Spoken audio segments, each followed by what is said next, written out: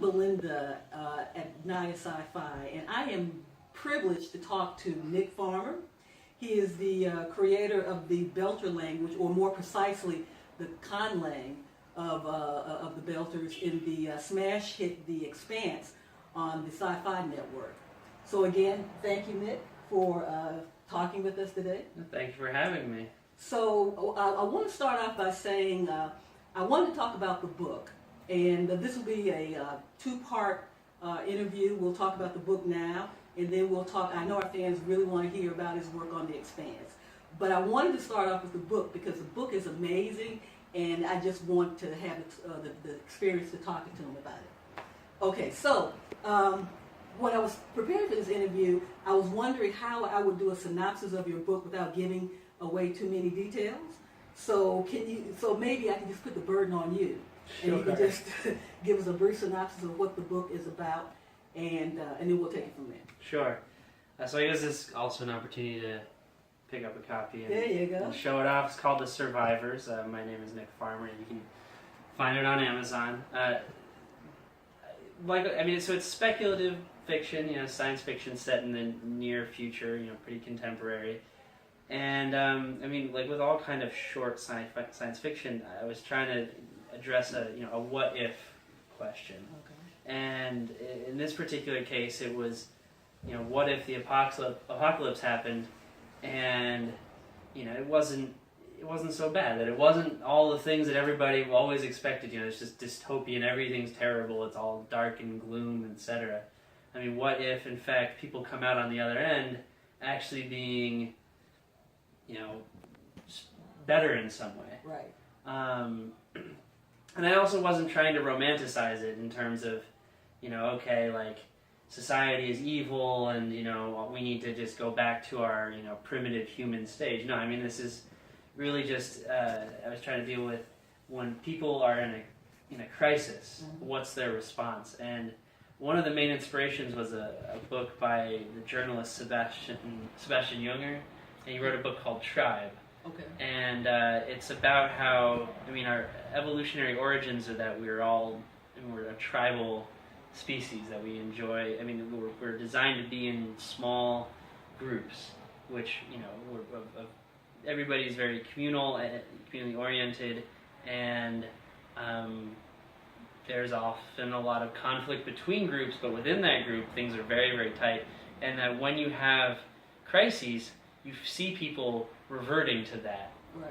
So that's after tribal nature. Exactly. So after 9/11, all of a sudden, a lot of the alienation that people had after, between, just people in modern society, a lot of that just went away. So things like murder rates actually went down after 9/11, and suicide rates went down too, because mental health improved when people had this feeling of a strong knit community. But it doesn't last. Right.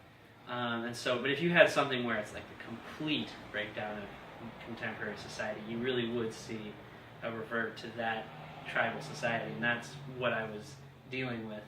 And then there's all sorts of other things, so I won't go into too much. Okay, well, so let's go into the part where a question I wanted to ask you. You go into a lot of complex concepts, genetic modifications, transhuman, this kind of thing. And so I was wondering, were these topics that you thought about all the time during the time of your life, or did you decide, well, one day, I'm going to write a book, and what would be a good book, and let's start picking these topics that might be intriguing? Well, it's definitely something that I find very interesting. It's something that's been in the news a lot lately, and also it's a reaction for me. Because a lot of people, we're in the Bay Area right now, and we're surrounded by tech. You worked at Google, so you hear everybody talking about artificial intelligence and how AI is the future. And my background is in linguistics and in philosophy, so like cognitive science, and I really have yet to be convinced about the power of AI to be really? the Okay. future. Yeah. Yeah. I think that. The human, body and brain is a machine far more sophisticated than anything that we can make. Just the things that the brain is capable of doing are, it's different from computers. Like I can't, off the top of my head, do calculations or sift through massive, spreadsheets of data. Right. But at the same time, if someone throws a ball at me, I can catch it. I don't have to calculate all the physics behind the trajectory and the velocity and all that stuff. And if someone's speaking to me in a language that I understand, I don't have to go through all these complex algorithms. I can understand. I mean, we already have so much capability with humans that I think that we can do a lot more by enhancing humans than by trying to replace humans. Yeah. Well, this touches upon something that stuck out to me when I was reading. So, without giving away too much in the book, there was this conflict of people who survived this post-apocalyptic event, and some were more suited to survive than others, and it seemed to be the people who were the I won't say brainiacs. I'll just say the computer programmer, that kind of thing. They didn't seem to have as much relevance, or the person who Daniel, who was the biologist. So yeah. I mean, it's if all of a sudden you don't have electricity, like all the utilities are out and all the contemporary infrastructure is gone, there's going to be certain people who have skills that are just suited to that kind of society. If your work is with computers and you don't have electricity, I mean, you're kind of out of luck. Yeah. If you're a biologist, I mean, there's probably some things that are useful, but if you can't manipulate microscopic objects anymore, then that's you're out of luck there too. Yeah. If you're a carpenter or a farmer or a soldier, those are things that are no matter what, those are useful skills. Right. And I mean, to sort of make it clear, one of the things that I kind of wanted to do was that the people who end up in this group, the survivors, they're people who don't know each other from all sorts of different backgrounds. I mean, and there's if you were to put them together, there's nothing tying them together pre-apocalypse, and then afterwards, it's just that they are now in this one group, and now you have this other group of people who are sort of unaffected in a certain way, who are it's now that you've got this antagonism going on, and it to a certain degree it was also kind of dealing with so being tribal is this innate thing, and a lot of positive aspects can come out of that, but it also does lead to violence between groups. Yeah. And how easy it is just for lines to be drawn. I mean, that there's nothing necessarily, innate about any of the lines that we ever draw. It's just whatever happens to be, You just have to roll with it. Yeah, and I mean, it's not always a positive thing. Well, as I was telling you earlier, before we started the interview, that first of all, I love the book. I thought it was an easy read, and I love that format. So there are two things I want to ask. First of all, why did you decide to do a novelette format?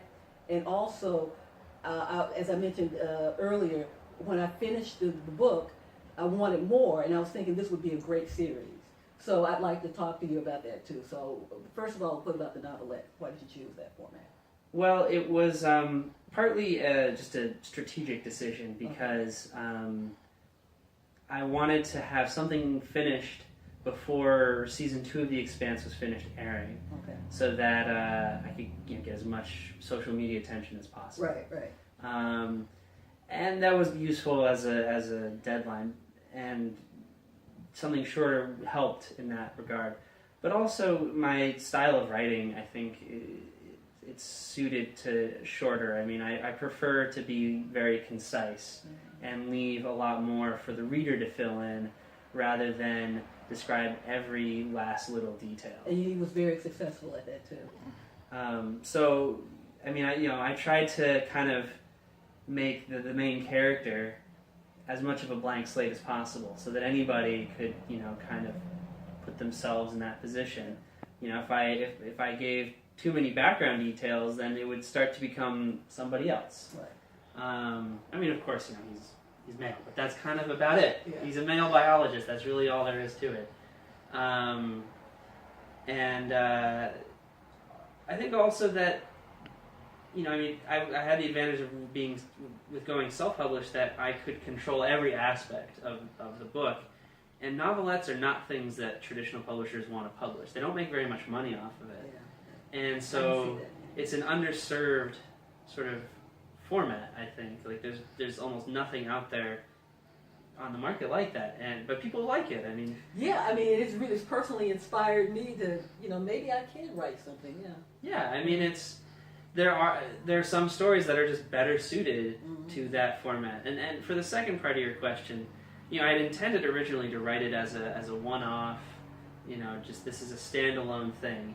But I've gotten so many people asking, like, what happens next? Like, I'm so invested, I want to know. Exactly. That I have started writing a sequel. Oh, nice, nice. And I'm aiming for a trilogy, and I don't know if I'll constrain myself quite so much to a very short, to like 10,000 words. I mean, maybe I'll go a little bit longer, but I'm not planning on making like a Game of Thrones, 1,000-page long per book epic.